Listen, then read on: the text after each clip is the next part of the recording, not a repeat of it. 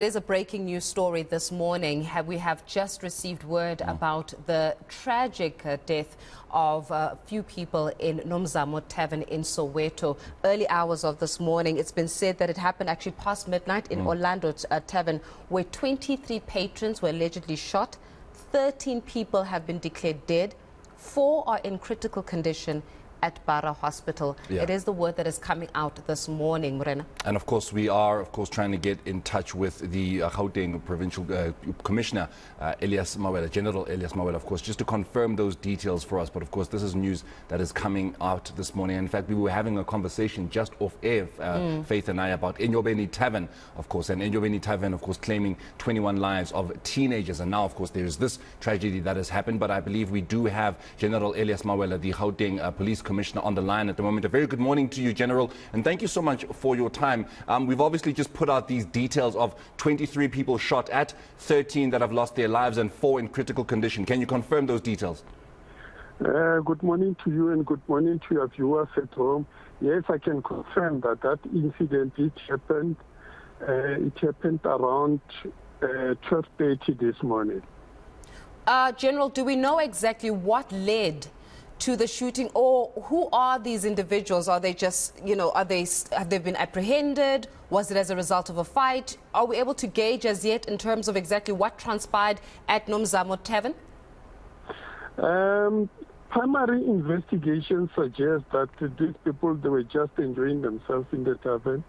There was no fight. Some, they were playing pool. And then these assailants, they just came in and shot at them randomly so. What are you getting from the owners of the establishment, General? Perhaps they know who these people may have been. And, I mean, are the owners themselves affected by this? Were they among the victims? Yeah, my teams of detectives are still on the ground establishing the details, interviewing the people around this area here, those who can give us some light.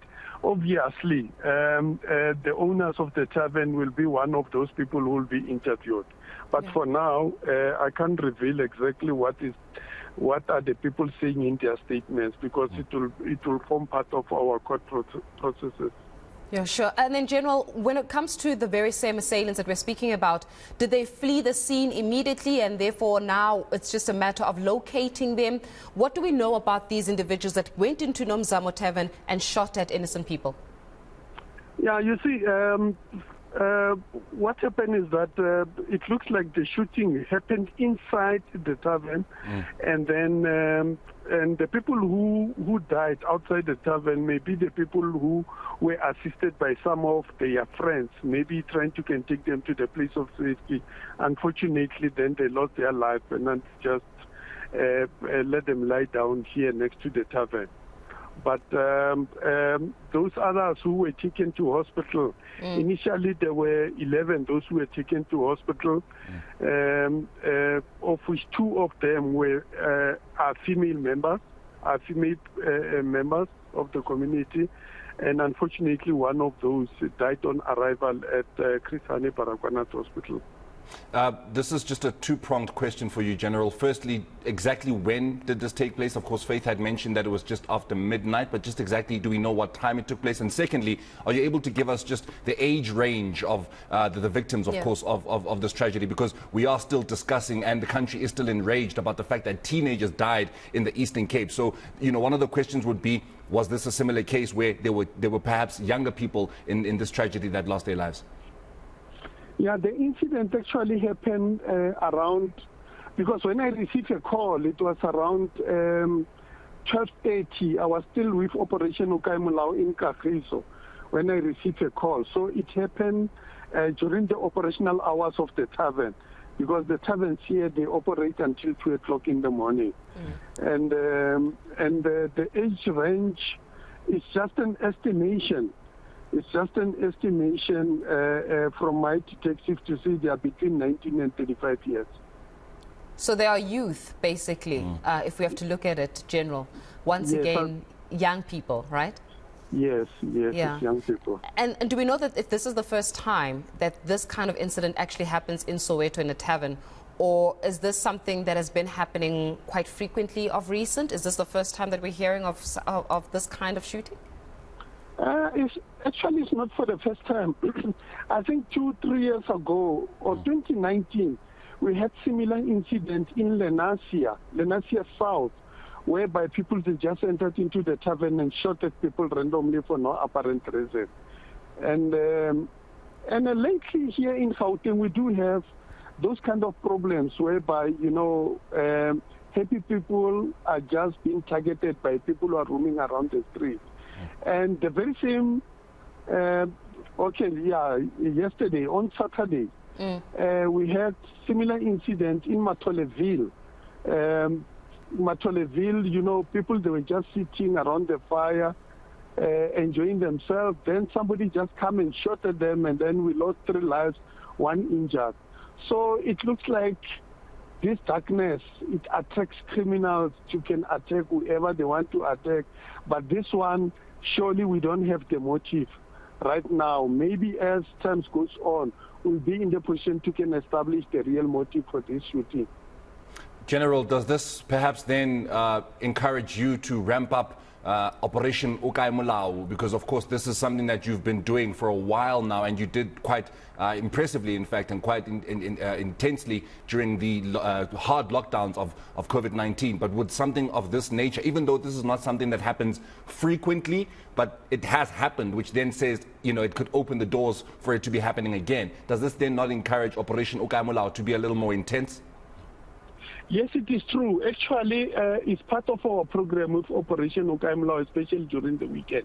Even yesterday in Kagiso, we were trying to visit some of the liquor outlets, and that you can check, the age group of the people in that particular space, check for compliance and so forth. So it's part and parcel of Operation Ukai Mulao program. Just to understand, have the families been notified? At this stage, I know 13 people being shot dead, General, is not something that would be communicated quite easily to the family members. And as you're saying, these are young people, 19 to 35 years of age. They are youth in this country. Have the families been notified? Have loved ones been notified, including those that are actually in hospital at the moment?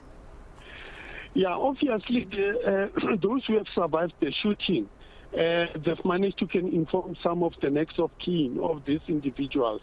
But for now, we are not in the position to can release the names of these individuals, until we are sure that the real next of kin are the ones who are going to be informed. Because the names of some of these people who are dead, we are told by those who were here to say, I know this one, his name is so and so and so. But until such time that we have done a formal identification of the deceased and we inform the next of kin, then we release the names. General, of course, I'm sure you can imagine the people of Orlando, the people of Soweto, Johannesburg, the people of this country those who will be waking up to these news will be quite upset, because I think the country is still dealing with Enyobeni Tavern in the Eastern Cape. Can you promise the people of Soweto and even South Africa at large that this investigation will not be dragged out and that answers will be given very soon? We won't leave any stone unturned. Surely we are doing all the best we can. We have mobilized all the experienced detectives. Ever since we heard about this thing, I've been here with the team of detectives supported by some of the specialists from head office. They are here doing all the necessary steps which need to be done at the crime scene to can comb and collect whatever evidence which they can. But at the same time, we will rely on the eyewitnesses. So we call upon those who were part and parcel of the revelers in this tavern. We have seen the assailants, or we have seen also the mode of transport used. If there is any mode of transport which were used, to can share that information with us. Definitely, it will assist us to can crack these cases as soon as we can. When we're looking, for example, General, at the age that you were saying earlier on of those who are deceased, between 19 and 35, you were saying, does this then further justify the call for a 21 years of age alcohol limit and even selling alcohol to people. As you're saying, this is one of those situations, once again, where you have young people losing their lives. And I repeat, 13 people losing their lives.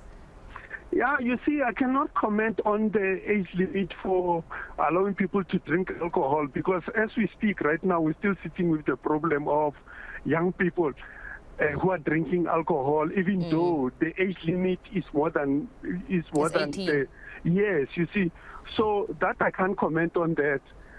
I can only ask for responsible use of alcohol from our people. And I can also call upon that, you know, those owners of this liquor outlet, let them try to put security measures around their places, install CCTV cameras, control entry into their premises, all those kind of things. If they can improve that, it will assist us. And so that people, they mustn't bring weapons inside the taverns or shebins and so forth. It will assist us a lot. And over and above that, if maybe those who are passing legislation, they can also reconsider the trading hours of this liquor outlet. You know, instead of allowing people to can drink until 2 o'clock in the morning the following day. You know, if you have started drinking around 6 o'clock, by 12 o'clock midnight you are finished. You are finished by that time. So. From my side, I will definitely suggest that let them reconsider the trading hours of this on-consumption liquor outlet. Of course, I'm sure you would understand, General, that you would then be stepping on the toes of the Liquor Traders Association, and of course we are hoping to have a conversation with Lucky Ntimani about that as well. Now that you've brought up the trading hours issue, we did see, of course, during a hard lockdown that trading hours somewhat did curb. I think if you know the evidence was there to be seen, did somewhat curb issues that pertained to you know the abuse of alcohol, but. What time exactly would you suggest if you were to put forward your case to those that are responsible, of course, for the necessary laws and regulations? What time would you suggest, and would you feel that it would curb something like this that we're seeing here and other different crimes that happen beyond midnight? What time do you think would help in making sure that such issues do not take place? You know, if I push it from my side, I'll say most of the restaurants, even on you know, in many shopping malls and whatever, they close around 10 o'clock. And I would suggest that maybe let them consider to allow them to trade until around 10 o'clock. When all the restaurants and so forth are closing, let them also close. And if I lose that, debate, maybe then we can push it until midnight. Yeah. Before we let you go there, General, have the bodies been removed from the scene as yet, and has the scene been cleared at this stage, or are the remains still on the scene for further investigation? No, the bodies are still lying here because the forensic investigators are still busy collecting all the evidence, and maybe in the next 3 to 4 hours they will be removed and so forth. But the tavern, as we speak right now, is still regarded as a crime scene, and it is closed. General, thank you very much for just sharing as much information as you possibly can. I would imagine this is not the last of the conversation we'll be having with you surrounding, of course, this particular tavern, Nomzamo Tavern in Orlando, but we will be leaving it there with you so as to allow you to go do your job as well, along with the team that is at the scene. Of course, that is the breaking news as you're seeing on your screen at the moment, and as you would have heard from the General Elias Mawela, the Gauteng Police Commissioner. 23 people have been shot at Nomzamo Tavern. That was, of course, the early hours of this morning. 13 of them have unfortunately lost their lives. The age is between 19 and 35. Another concerning trend that young people are losing their lives at places of such recreation. And, of course, 4 of them are still in critical condition at the Baragwana Hospital. Of course, that is a developing story that we will continue to give you updates on as and when we receive those details. It is scary.